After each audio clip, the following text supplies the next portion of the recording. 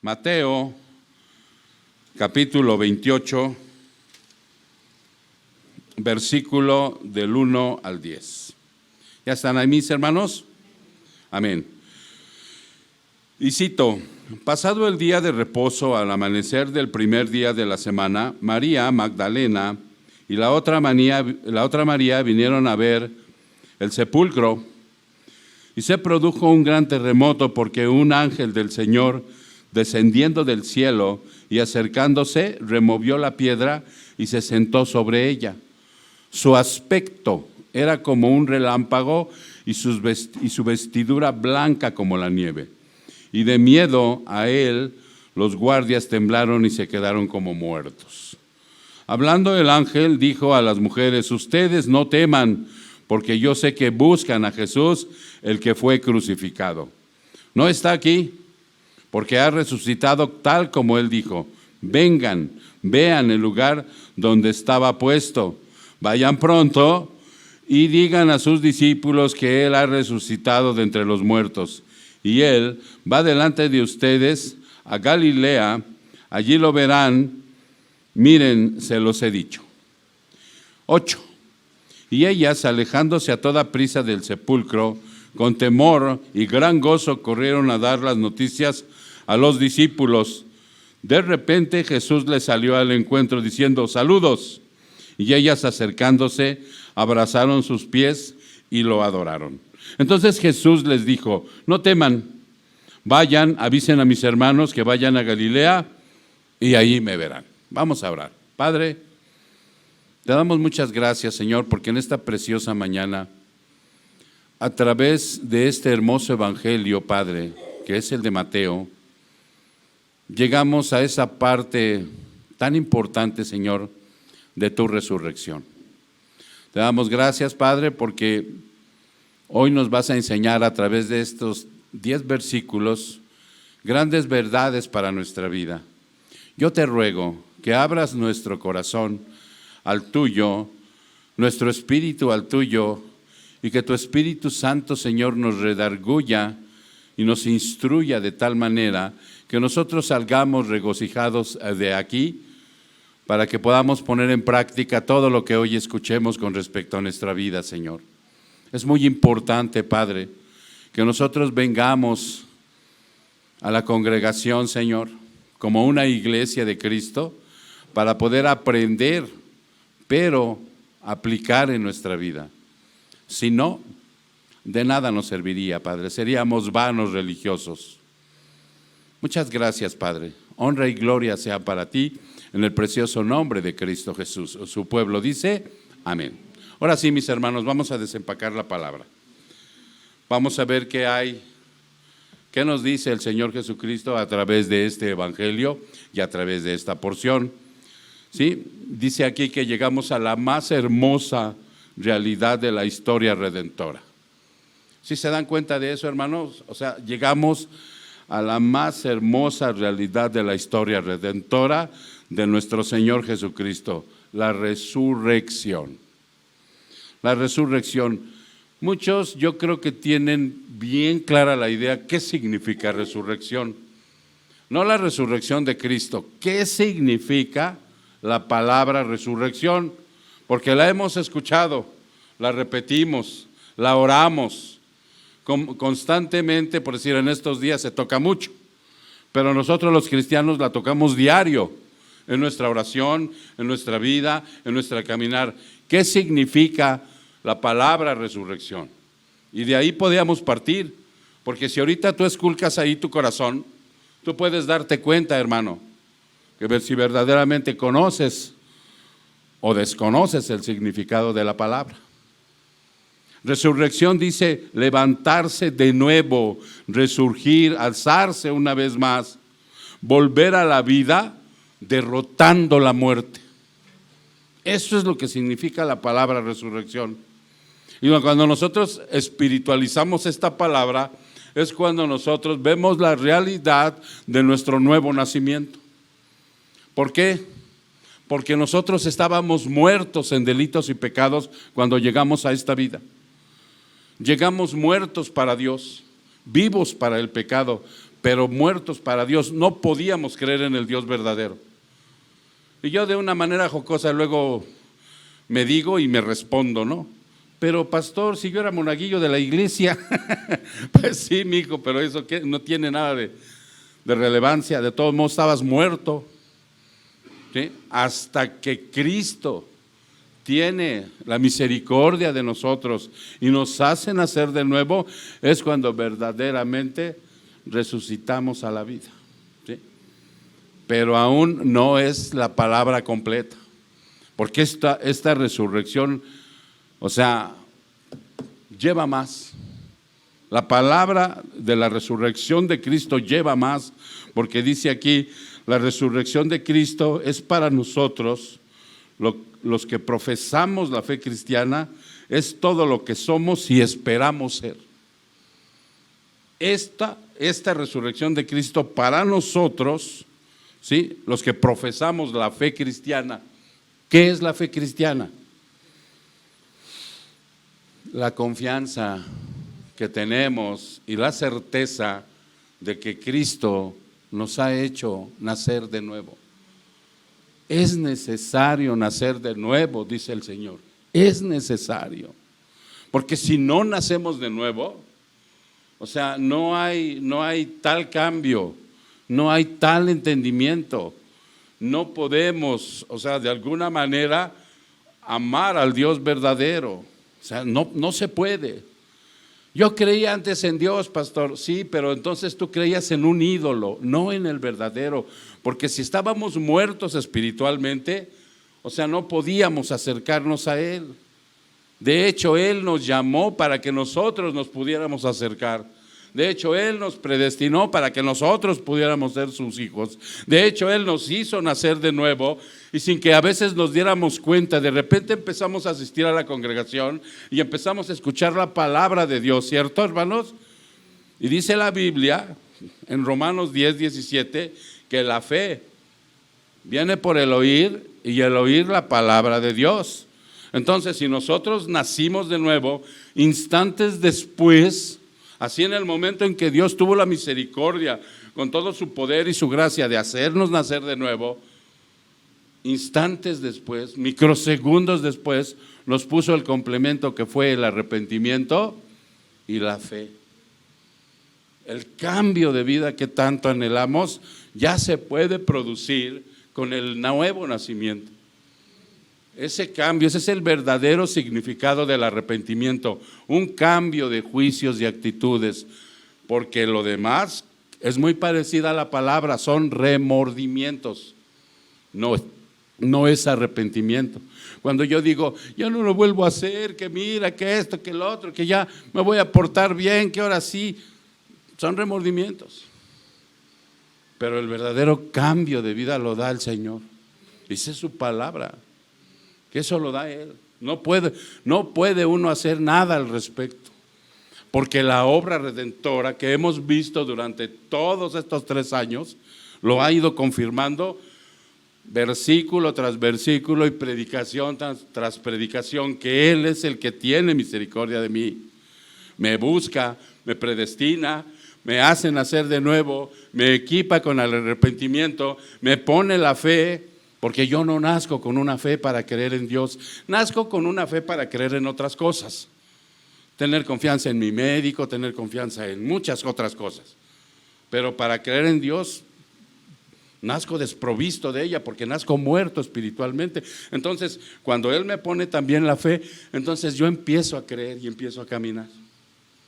Y entonces realmente creo que esta resurrección es para nosotros, los que profesamos la fe cristiana, todo lo que somos y esperamos ser, hermano. ¿Qué somos en esta vida ya con fe cristiana? Hijos de Dios. Se acabó que eres Géminis, Piscis, se acabó, ¿no? Y luego te avientan el tirabuzón los cristianos. ¿Qué signo del zodiaco eres, Balanzar?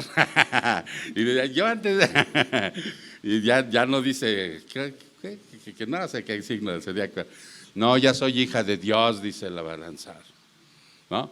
Ya empezamos a dejar nuestra vieja vida. De verdad, hermanos, empezamos a dejar todo lo anterior. Y es un proceso, hermanos, no es, miren, así. Hay cosas que el Señor quita así, miren, de tajo, pero hay cosas con que tiene que ir trabajando con nosotros pacientemente toda la vida. El orgullo no lo quita de tajo. Ese es algo que pacientemente, ¿sí? Pero lo borracho sí te lo puede quitar de tajo, ¡pum! Y se acabó el alcoholismo, y ¡pum! Se acabó la droga, te libera, ¡pum! Se acabaron las mentiras, ¡pum! Se acabó la pornografía, no veo más pornografía, ¡pum! Se acabaron muchas cosas de tajo, y con otras tenemos que ser pacientes, ¿sí? ¿Qué tal la gula? Pacientes, muy pacientes, porque de veras, o sea, entonces, hermanos, si nos damos cuenta, ¿verdad? Ante esa circunstancia, que nosotros, ¿qué es lo que somos ahora? Hijos de Dios, somos hijos de Dios. ¿Qué esperamos ser? Si ya somos hijos de Dios, ¿qué esperamos ser más adelante? Glorificados, exactamente, igual que el Señor. El Señor resucitó con un cuerpo glorificado. Es la base de nuestra realidad y de la proclamación del Evangelio. Esa es la base, hermano. Mira, vamos a empezar a navegar en el Evangelio y vámonos a 1 Corintios 15, 12. 1 Corintios 15, 12.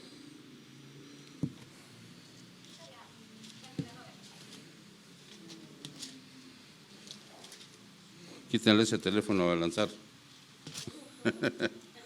15, 12. ¿Ya están ahí, hermanos? Ok, si no, ahí está en la pantalla. Ahora bien, si se predica que Cristo ha resucitado entre los muertos, como dicen algunos entre ustedes, que no hay resurrección de los muertos. Acuérdense que Pablo está con la iglesia más cabezona que puede existir. Corintios. Una iglesia bien renuente, una iglesia bien carnal, una iglesia bien testaruda. Entonces llegaron a ellos los falsos maestros y por ahí les dijeron, ¿no? Por eso les pregunta Pablo, ahora bien, si se predica que Cristo ha resucitado de entre los muertos, como lo estamos haciendo ahorita, ¿ya vieron la realidad de la resurrección? Les pregunta Pablo a la congregación de Corintios, ¿cómo dicen algunos de ustedes que no hay resurrección de los muertos? ¿Cómo se atreven a decir eso? Y si no hay resurrección de muertos, Pablo va a advertirles algo, que si esto no fuera posible, la realidad de nosotros sería algo terrible, ¿eh? Dice, y si no hay resurrección de muertos, entonces ni siquiera Cristo ha resucitado. O sea, ¿cómo se atreven a decir que Cristo ha resucitado si ni siquiera ustedes creen en la resurrección? Y esto es algo que va implícito para nosotros aquí ahorita, ¿eh? Si alguien cree en la resurrección de Cristo, tiene que creer en la resurrección de los muertos. Si tú dudas de esto, si hay un ápice de duda en esto, entonces dice, ¿cómo? Si no hay resurrección de muertos, entonces ni siquiera Cristo ha resucitado. Y si Cristo no ha resucitado, vana entonces es nuestra predicación. O sea, no sirve entonces lo que predicamos acerca del Evangelio. No tiene sentido que estemos predicando el Evangelio si no hay resurrección de Cristo. Nos pararíamos aquí como los mentirosos, ¿no? Y vana también la fe de ustedes, o sea, la confianza que tienen en el Señor también no serviría de nada. 15, aún más, somos hallados testigos falsos de Dios. ¿Ustedes saben lo que es un testigo? ¿Qué significa la palabra testigo? Es alguien que oyó y vio y va a expresar lo que vio, oyó y sintió. Entonces nosotros, cuando somos cristianos, somos hijos de Dios, estamos testificando acerca de Dios. Estamos testificando de su realidad, estamos testificando de su poder, estamos testificando de todo esto que es Cristo y que en ello está implícito la parte fundamental de la resurrección. Porque hemos testificado contra Dios, Porque hemos testificado contra Dios que Él resucitó a Cristo, a quien no resucitó, si en verdad los muertos no resucitan. Porque si los muertos no resucitan, entonces ni siquiera Cristo ha resucitado. Y si Cristo no ha resucitado, la fe de ustedes es falsa. La confianza que tienen en Dios no sirve, dice Pablo. Todavía están en sus pecados. Ahora miren, yo quiero aclarar aquí algo bien precioso que deja ver Pablo. ¿Por qué murió Cristo, dicen? ¿Por nosotros? Para glorificar a Dios. Murió por el perdón de nuestros pecados. No se les olvide, hermanos, porque si no, empezamos a decir algo que no es. Cristo murió por el perdón de nuestros pecados, pero no ha removido totalmente el pecado de mí. ¿Estamos de acuerdo? Y como vamos a seguir teniendo un pecado residual, por ese pecado que no vamos a practicar, pero que vamos a cometer, Él murió por ese pecado. Por eso nosotros somos justificados ante Dios. Por eso somos puros y limpios de corazón ante Dios. Porque cuando Él nos justifica, nos viste de Él, aunque todavía estemos cochambrudos, aunque todavía tengamos por ahí el mal pensamiento, aunque todavía en la mañana yo ofendí, aunque todavía en la tarde voy a ofender, pero ya no en práctica. ¿Sí se entiende, hermanos? Entonces, por esa razón, dice, si esto no fuera posible, todavía estaríamos en el pecado que nos condena. Ok, entonces también los que han dormido en Cristo están perdidos también, totalmente. Si hemos esperado en Cristo para esta vida solamente, fíjense bien, hermanos, si hemos esperado para esta vida nada más, leímos hace 8 días, o leímos el miércoles que decía, comamos y bebamos, porque si después moriremos. No hay más allá. Ya no hay más allá. Dice Pablo, somos de todos los hombres los más dignos de lástima. Estaremos totalmente ante todo el mundo dignos de lástima. No valemos nada. Ustedes saben qué contiene el espíritu, ¿verdad? ¿Sí saben? ¿Qué contiene el espíritu, Lorena? Pensamientos, emociones y voluntad. Esos nacen muertos para Dios. Cuando Cristo trae el nuevo nacimiento, esos pensamientos, emociones y voluntad renacen para Dios. ¿Cierto, hermanos? Y eso es lo que viene a salvar Cristo. Pero en esta etapa inicial, a donde aún no ha regresado.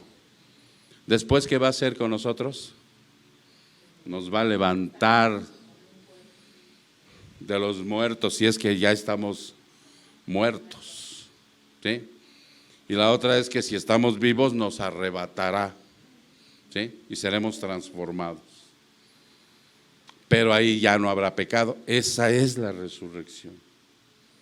Si no hubiera resucitado Cristo, aquí el apóstol, inspirado por el Espíritu Santo, presenta 6 consecuencias. De lo que acabo de leer, fíjense las consecuencias que presenta.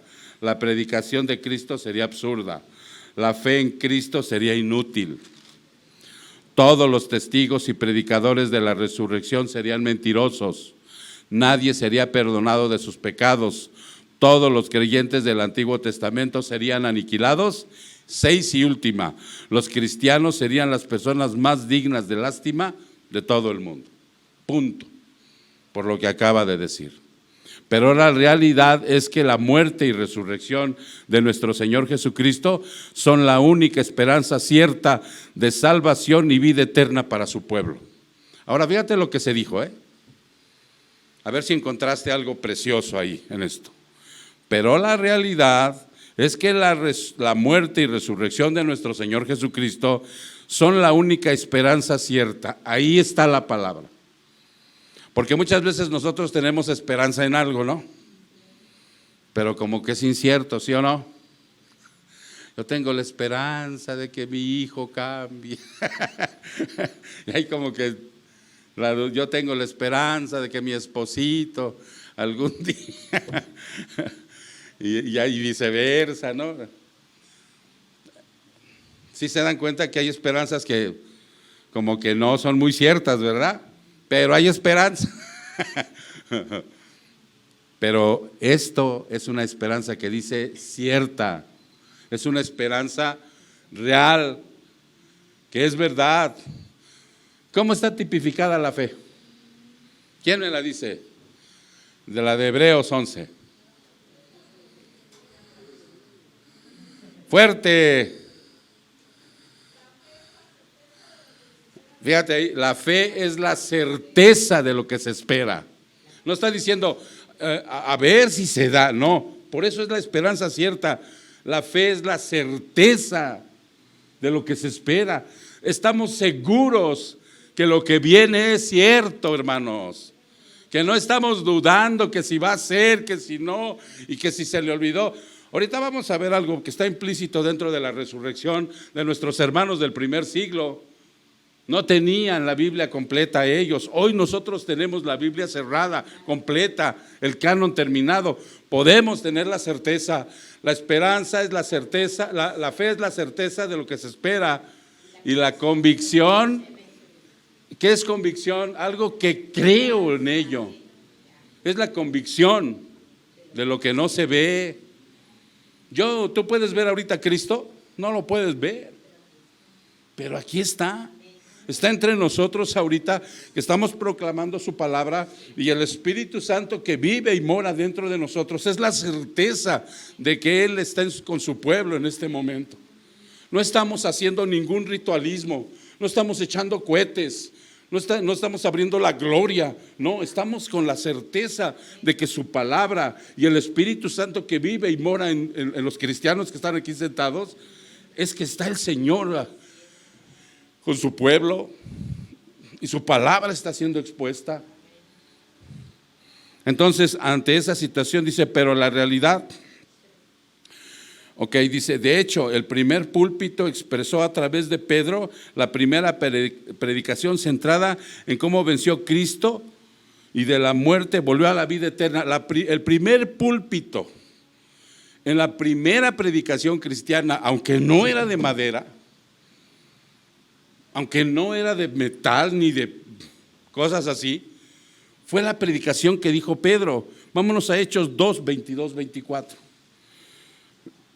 El primer púlpito a través de Pedro expresó la resurrección. Hechos, ¿qué te dije? Hechos 2, 22 al 24. Cito. Hombres de Israel, escuchen estas palabras. Jesús el Nazareno, varón confirmado por Dios entre ustedes con milagros, prodigios y señales que Dios hizo en medio de ustedes a través de él, tal como ustedes mismos saben.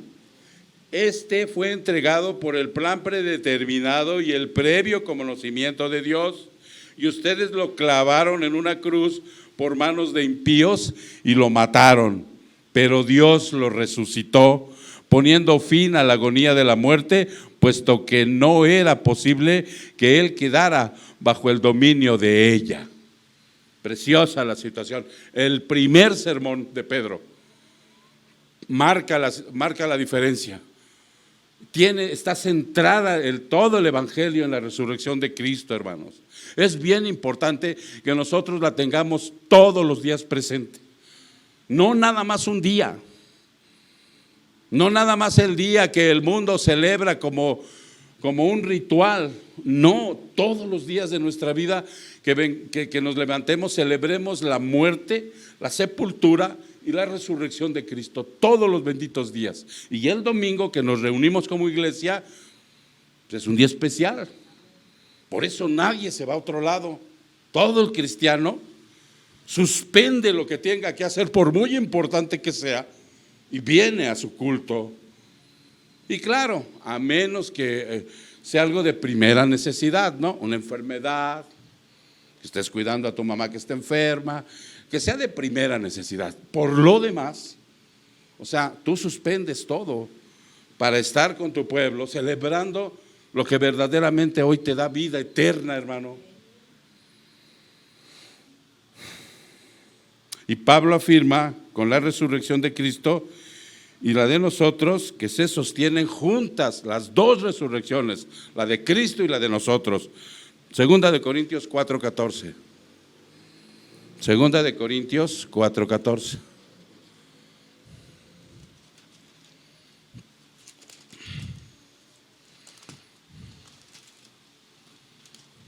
Cito: sabiendo que aquel que resucitó al Señor Jesús, a nosotros también, ¿qué? Perfecto. Aquel que resucitó a Cristo, a nosotros también nos resucitará con Jesús y nos presentará junto con ustedes. ¿Se dan cuenta? Esas dos resurrecciones están juntas, están unidas. Gracias.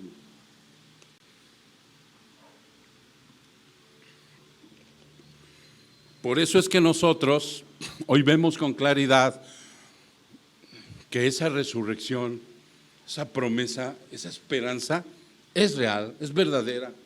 Te levantas y te acuestas con la confianza de eso. No puedes vivir separado de tu pueblo. Tienes que estar unido a tu pueblo, los que tienen, o sea, la misma creencia. Nosotros ya saben lo que ha dicho también Pablo, no podemos vivir en yugo desigual. Sí, nosotros somos para los incrédulos, para nosotros los incrédulos es un campo fértil de predicación. No los despreciamos, no los condenamos, no es un campo fértil de predicación del evangelio, pero nosotros tenemos comunión con nuestro pueblo, con nuestro Señor Jesucristo, en todo lo que Él cree, en todo lo que Él manifestó. No hace rato que nuestro hermano Raimundo estaba haciendo la comunión, ¿no sintieron eso precioso de ir al trono de la gracia? Ir al trono de la gracia en oración, saber que abrió el camino el Señor y que hoy podemos llegar y humillarnos ante sus pies, ahí arrodillados ante Él y expresarle. Muchas veces ni le pedimos nada, a veces no hay que subir ni de pedinches, sino nada más expresarle el amor que sentimos por Él. Pero siempre surge una necesidad, ya que estamos ahí de paso, Señor. Ok. Así que mientras para unos es inconcebible, para otros es indiferente, para otros es ofensiva, para otros es rechazo por ignorancia, para nosotros los hijos de Dios es nuestra piedra angular de nuestra vida. La piedra angular ya saben quién es, ¿verdad, hermanos? Cristo. Esta iglesia precisamente por eso lleva ese nombre, porque es de Cristo. Y vamos a entrar al verso 1. Ese más fue el preámbulo. Oficialmente el día de reposo terminaba al caer la tarde del sábado, ¿cierto? Oficialmente el día de reposo, el sabadito, terminaba el sábado. Actualmente así se manejan los judíos. Empiezan el viernes por la tarde y terminan el sábado por la tarde. Por lo tanto, las mujeres aquí mencionadas podrían ya hacer sus compras para prepararse para el primer día de la semana, ir al sepulcro por la mañana. Ellas iban con el propósito de ungirle. Ellas estaban seguros que nuestro Señor Jesucristo seguía allí. Los judíos erróneamente, hermanos, dice un libro de historia, creían por tradición que el espíritu de los muertos abandonaba el cuerpo hasta el cuarto día. Esa era una creencia errónea que tienen. Hoy nosotros sabemos que cuando la persona muere, si está en Cristo, a la presencia del Señor. Si no está en Cristo, al infierno. Rápido, o sea, nada que al cuarto día, ¿no? Por eso, no sé si ustedes se acuerdan en un pasaje que llega el Señor a resucitar a Lázaro y es el cuarto día. ¿Y qué le dice María o Marta? ¿Quién le dijo? Ya jede, Señor, no creo que lo puedas tú levantar, ¿no? Porque ellos tenían esa creencia, hermanos, que el espíritu ya cuando el cuerpo empezaba a oler mal, allá era cuando ya El alma decía, ahí nos vemos, ¿no? O sea, son tradiciones que ellos tenían también, como tradiciones que aquí tienen los incrédulos. Las mujeres, a pesar de su devoción por su maestro, aún no creían en la resurrección. Aún no creían en la resurrección y aún permanecían atadas a algunas tradiciones. Por eso iban a llevar estos ungimientos y todas estas cosas. Esto es lo que dice el primer versículo, hermano. Ustedes imagínense a las hermanas, ¿no?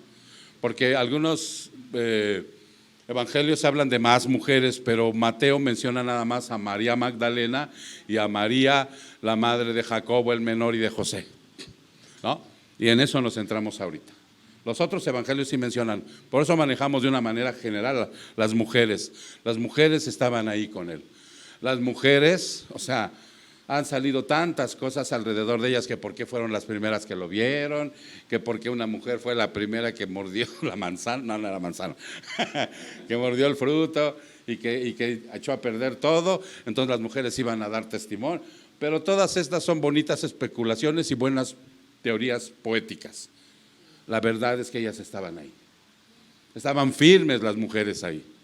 Y yo se los dije una vez en una predicación. Mujeres ecuánimes, mujeres centradas en Cristo, no fanáticas, no alejadas de Cristo, centradas en Él. Porque nosotros no somos fanáticos. Una mujer tiene sus responsabilidades como madre, como esposa, como ellas tenían hijos, ellas tenían esposo, y más sin embargo tenían el tiempo para el Señor Jesucristo. No desatendían sus responsabilidades. Una mujer centrada en Cristo. Del verso 2 al 7 de Mateo, dice que este era el segundo terremoto que pasaba en 3 días, hermanos. Ahorita Karen nos va a ir poniendo ahí del 2 al 7. Este era el segundo terremoto que pasaba en 3 días. El primero fue cuando se partió el velo, ¿sí?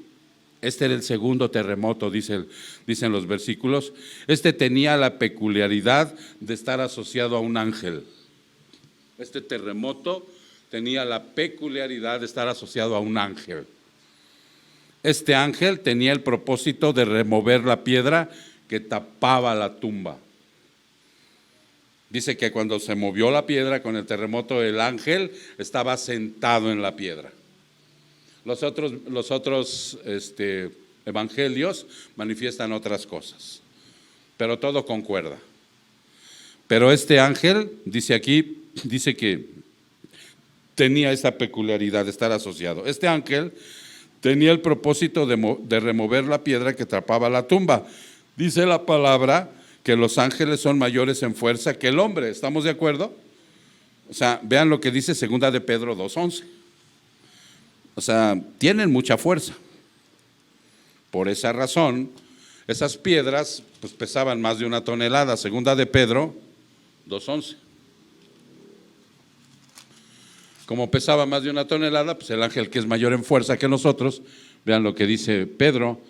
Dice, cuando los ángeles que son mayores en fuerza y en potencia no pronuncian juicio injurioso contra ellos delante del Señor. Está haciendo una acepción de que ni ellos mismos injurian a los demonios, ¿no? Pero eso lo vemos otro día. Pero yo lo tomo nada más como referencia para que ustedes vean que este ángel tienen estas características. Y además se materializan, los estaban viendo. Ahora aclaremos que el ángel quitó la piedra, ¿cierto? Pero no la quitó para que el Señor Jesucristo saliera. Porque una vez que el Señor Jesucristo resucita con un cuerpo glorificado. Un cuerpo que ya no está sujeto a la ley física. La ley física, ahorita nosotros estamos atados a ella. Lo que sube, baja. Si quieres pasar para allá, tienes que ir a la puerta, pues no te estrellas aquí. Pero ya con un cuerpo glorificado ya no. ¿Sí? Entonces, Él tuvo que haber salido antes, el Señor Jesucristo, aún con la piedra encima. Ya no atado a la ley física de este mundo, atravesó como si nada la pared. Pero el ángel sabía que las mujeres iban a ir. Entonces, por eso quita la piedra Quita la piedra, dice, los discípulos, dice, quitó la piedra para que las mujeres y los discípulos entraran y vieran que nuestro Señor Jesucristo en ese momento ya no estaba ahí. Había resucitado en gloria, un cuerpo que ya no está sujeto a las leyes de la física, que ahora nos gobiernan y nos limitan esas leyes a nosotros. Es la verdad. El aspecto del ángel era de relámpago, de vestiduras blancas. ¿Sí? Dice aquí que los atemorizó de tal manera, dice la Escritura, que los guardias quedaron como muertos. Se desmayaron, hermano, de la impresión. Ellos no vieron a Cristo, ellos vieron al ángel. ¿Sí? Dicho sea de paso, cuando ustedes vean una película de la resurrección de Cristo, acuérdense que siempre va a estar distorsionada la película. Y algunas películas muestran que Cristo sale de la tumba, así como un sol. No, Él ya había salido. Él ya había salido de la tumba. Lo que vieron estos guardias, dice aquí la palabra, fue al ángel. Y al ver al ángel, que era, imagínense cómo es un relámpago. ¿Cómo lo has visto el relámpago? Pega y alumbra, ¿no? No, olvídate del sonido, o sea, es una luz que destella, ¿no? Yo por ahí en alguna ocasión vi caer cerquita una centella, no el relámpago, sino lo que cuando pega el relámpago, avienta el relámpago, es una centella y también tira los árboles. Y es una luz, es muy luminosa. Esto es lo que ellos vieron así, parecido, dicen, ¿no? Parecido a un relámpago, una luz, yo creo muy deslumbrante. ¿Sí? Y además dice que tenía sus vestiduras blancas el ángel. Estaba vestido, tenía apariencia de hombre. ¿Ok? Y esto los atemorizó y quedaron como muertos, como desmayados. Mateo reporta un solo ángel, hermano. Mateo reporta un solo ángel. Al igual que Marcos reporta un solo ángel. Pero Juan y Lucas, dice el versículo 5, al ver la conmoción que produjo en ellos los guardias, a las mujeres le dijo, no teman, ¿sí? Y entonces María Magdalena no escuchaba en ese momento con claridad y corrió a los discípulos diciéndoles que se habían llevado el cuerpo de nuestro Señor Jesucristo. ¿Sí es verdad esto? ¿Sí dice así la Escritura? Dice, vámonos a Mateo, regresemos tantito a Mateo, mija, estás en Mateo, ¿verdad? En Mateo 28, dice, no está aquí porque ha resucitado, le dijo el ángel habló con ella y le dijo, no está aquí ya Jesús, Él ha resucitado. Vengan, vean el lugar donde estaba puesto. Y entonces María Magdalena y las otras Marías se asomaron y vieron que no estaba ya el cuerpo. Y les dijo, ha resucitado, vayan pronto y digan a sus discípulos que Él ha resucitado de entre los muertos. Y Él va delante de ustedes a Galilea, allí lo verán, miren, se los he dicho. Pero María Magdalena salió corriendo. Vamos a ver un pasaje, hermanos, de Juan 20, porque ahí nos dice que María Magdalena no escuchaba en esos momentos con claridad. Y yo entiendo, mis hermanos, de verdad, yo entiendo a estas mujeres, entiendo cómo se desmayaron los guardias ante una situación sobrenatural que sucedió ahí. Era algo esplendoroso, era algo inusual, era algo que realmente, digo, hoy nosotros ya no esperamos un milagro para creer en Cristo, de verdad. Ya no. Hay por ahí una canción que dice, no hace falta otro milagro para en ti poder creer, y es la verdad. Nosotros ahora no dependemos de las señales, de los prodigios, de que si se cura una persona, de que si, no sé, ya no. Ahora es por fe, porque nos deja Pablo un versículo bien precioso que dice, nosotros caminamos, ¿por qué? Por fe, no por vista. Ya el Señor en su tiempo y en su momento, como el Mesías anunciado, tenía que hacer el milagro.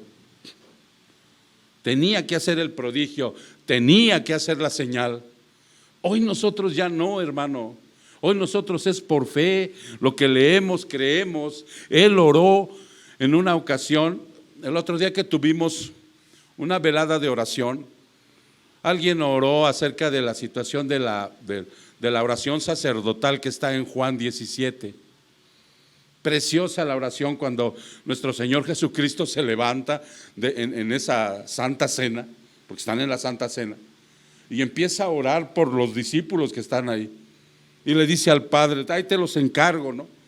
Cuídalos, guárdalos, porque de ellos depende las demás generaciones que vayan y van a enfrentar muchas cosas. Y no solamente te pido por ellos, sino por los que van a venir después, que somos tú y yo, hermano. Y que ahora después Pablo nos deja ese precioso versículo donde dice, nosotros caminamos por fe, ya no por la vista, ya no por el milagro que se haga. Es más, debemos tener mucho cuidado porque sabemos que Satanás también hace prodigios, señales y milagros. Lo sabemos perfectamente. Y que no dependemos de eso. Nosotros aquí no anunciamos tal día culto de sanidad. No, ya no. Nosotros no le damos órdenes al Espíritu Santo para que venga a hacer. Si Él aquí, a través de la prédica, Él sana a alguien y lo levanta, porque esto Él lo sigue haciendo, pero sin necesidad de un ritual, sin necesidad de un pedimento. Nosotros podemos orar por sanidad de alguien y si es su voluntad lo va a hacer, y si no, lo va a hacer hasta la vida eterna.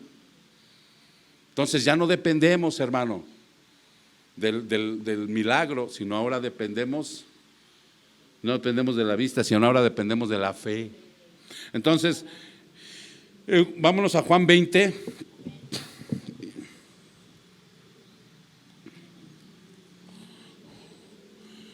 Y no se pierdan la predicación, hermanos. Después investigan. No sé, es que luego, por estar investigando, si el pastor está diciendo la verdad, no, háganle como los de Berea, ya cuando fue Pablo, ya cuando está por allá, porque si no se pierde la esencia de la predicación. Entonces dice Juan 20, el primer día de la semana María Magdalena fue temprano al sepulcro cuando todavía estaba oscuro. Fíjense que lo que reporta Juan fue en la madrugada, todavía estaba oscurito, y vio que la piedra ya había sido quitada del sepulcro. Entonces corrió y fue donde estaban Simón, Pedro y el otro discípulo a quien Jesús amaba. Ahí ni siquiera ahorita reporta que vio al ángel, sino que agarró y pegó la carrera cuando vio que la piedra ya estaba quitada. Y les dijo, se han llevado al Señor del sepulcro y no sabemos dónde lo han puesto. Mateo reporta que el ángel le explicó, ha resucitado, y ella no escuchó por la emoción y salió disparada a avisarle a los apóstoles. Salieron pues Pedro y el otro discípulo y fueron hacia el sepulcro. Los dos corrían juntos, pero el otro discípulo corrió más deprisa y llegó primero al sepulcro. Pues era Juan el otro, el discípulo amado. Juan en la historia, hermano, era más joven. Pedro ya estaba así medio cascabel como yo. ya debe haber andado como por el 60, pues imagínense, y luego me imagino que también le metía duro al pescado y al pancito, y ya de haber estado gordito, pues no pudo correr rápido y Juan llegó primero. Se inclinaron para mirar dentro, vio las envolturas de lino puestas ahí, pero no entró. Entonces llegó también Simón Pedro tras él, entró al sepulcro y vio las envolturas de lino puestas ahí y el sudario que había estado sobre la cabeza de Jesús, como estaban envueltos. No puesto con las envolturas de lino, sino enrollado en un lugar aparte. Hay una película en donde se ve el cuerpo con el lino, el sudario, y se ve cómo se va evaporando. Por eso les digo que no crean mucho en las películas. No, el Señor se levantó, agarró, se quitó todo y lo puso a un lado, como cuando nos quitamos la pijama, hombre. Y se levantó glorioso. No se evaporó, no fue un espíritu, era un cuerpo glorificado. También entró el otro discípulo, el que había llegado primero al sepulcro, y vio y creyó. Ahí empezaban a creer, porque todavía no había entendido la escritura de que Jesús debía resucitar de entre los muertos. Los discípulos entonces se fueron de nuevo a sus casas. Bye bye, se fueron. Pero fíjense lo que siguió viendo María Magdalena y experimentando. Pero María estaba afuera llorando junto al sepulcro. Por eso, hermanos, siempre está la acepción de que cuando uno se pone chillón, ¿cómo te dicen? Ay, pareces Magdalena, ¿no? Por este tipo de cosas. Y mientras lloraba, se inclinó y miró dentro del sepulcro. Y ahí vio dos ángeles vestidos de blanco sentados donde había estado el cuerpo de Jesús, en la plancha. Uno en la cabecera y el otro en los pies. Mujer, ¿por qué lloras?, le preguntaron. Porque se han llevado a mi Señor y no sé dónde lo han puesto, les contestó ella. Mateo, vuelvo a Mateo, hermanos, reporta que le dijo, ha resucitado, estaba muerto y ha resucitado. Al decir esto se volvió y ahí estaba el Señor. Jesús, que estaba allí, pero no sabía que era Jesús. Mujer, ¿por qué lloras? ¿Por qué se imaginan que no lo reconoció? Porque también hay una bola de cosas. ¿Por qué, Wendy? ¿Estaba diferente? Muchos dicen que de la emoción María estaba llorosa, se le juntó la chinguiña y no lo pudo ver bien, ¿no? Y le dijo Jesús, ¿a quién buscas? Ella, pensando que era el que cuidaba el huerto, le dijo, Señor, si usted se lo ha llevado, dígame dónde lo han puesto. Pero fíjense, no pierdan esto, hermanos. Todavía el corazón de María Magdalena estaba en la creencia de que estaba muerto y que el cuerpo no aparecía. ¿Sí se entiende? Ella pedía a gritos ver el cuerpo inerte. ¿Dónde lo pusieron? ¿Qué hicieron con el cuerpo? Dígame dónde lo han puesto y yo me lo llevaré. María, le dijo Jesús. Ella, volviéndose, le dijo en hebreo, Raboní. ¿Qué quiere decir? Maestro. Lo vio cuando por fin lo reconoció, le dijo maestro. Algo precioso, hermoso, que tú puedas reconocer a Jesús, que tú puedas saber quién es, que no lo intelectualices, que no lo veas de otra manera. No hay otro Jesús. Siempre van a presentar, el enemigo siempre te va a presentar otro Jesús. Velo a través de las Escrituras, escudriñalo a través de las Escrituras, para que te maravilles igual que esta mujer cuando voltees a él y digas, este es el verdadero Jesús. El que murió, estuvo sepultado y resucitó, el de las Escrituras, el que dice todos los preceptos y los mandamientos que tenemos que cumplir, el que dice toma tu cruz y sígueme. Ese es el verdadero Jesús que tienes que reconocer como María. Cuando te abrazas a sus pies y le dices, maestro, estoy limitado. De verdad, Señor, no soy el que creo ser. Ahora ya entiendo que soy ese ser que vino a este mundo, pecador. Ahora ya sé que soy ese perverso, pero que tú en tu infinita sabiduría y por el amor que nos tienes me has convertido y has tenido misericordia de mí, y ve y humíllate ante Él. Ese es el que reconoció ella. Jesús le dijo, suéltame porque todavía no he subido al Padre. Qué carambas han traído también con este versículo. Que porque muchos místicos dicen que porque no sé qué cosa, que todavía era no sé qué. No es cierto.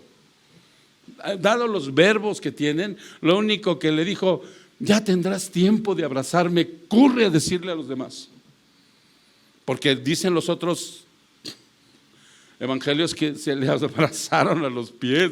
Digo, yo también hubiera hecho lo mismo, no lo hubiera querido soltar.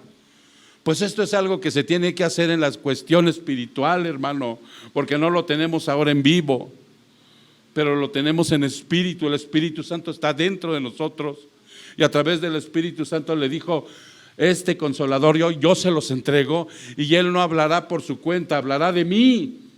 Es Jesús hablando a través del Espíritu Santo. Y ahí lo tenemos que abrazar, obedecer, si tenemos que ser perseguidos, si tenemos que ser lo que sea, padecer lo que tengamos que padecer, pero seguirle, verlo a Él, estar con Él. Y entonces dice: pero a mis... ¿todavía no he subido al Padre? Pues sí, todavía no iba a subir al Padre, se fue hasta después del Pentecostés. ¿Qué significa Pentecostés? 50 días después de la Pascua. En la fiesta de los 50 días después de la Pascua, cuando llegó el Pentecostés, fue cuando ascendió al Padre. Todavía no he subido al Padre, pero ve a mis hermanos y diles: subo a mi Padre y Padre de ustedes, a mí, Dios, y al Dios de ustedes. María Magdalena fue y anunció a los discípulos: he visto al Señor y a Él, y que Él le había dicho estas cosas. Y ahí está, hermanos, la preciosa y magnífica resurrección de nuestro Señor Jesucristo. Él vive, Él vive. Y así como Él vive, la promesa es que tú y yo, que creemos en Él, así viviremos, ya sin pecado. ¿Sale, mis hermanos? Vamos a orar. Padre, te damos muchas gracias, Señor, porque en esta preciosa mañana tú nos has recordado acerca de este fundamento tan precioso y tan prioritario, Señor, de tu resurrección. Creemos en ello, Padre. Creemos que tú has resucitado, que tú estás vivo, que tú venciste a la muerte y que nosotros también resucitaremos junto contigo. Y que estaremos juntos, Padre, por toda una eternidad. Danos la fuerza, Señor. Danos la paciencia, la fortaleza, Padre, para todo lo que venga en esta vida, Señor. Para seguir pareciéndonos a ti. Para seguir desarrollando, Padre, en esta vida, la fe en ti. Que crezca, que abunde, Señor. El pecado es abundante, pero la gracia es sobreabunda, Señor, también. Bendito seas, Padre. Te damos la honra, te damos la gloria, en el precioso nombre de Cristo Jesús. Su pueblo dice: amén.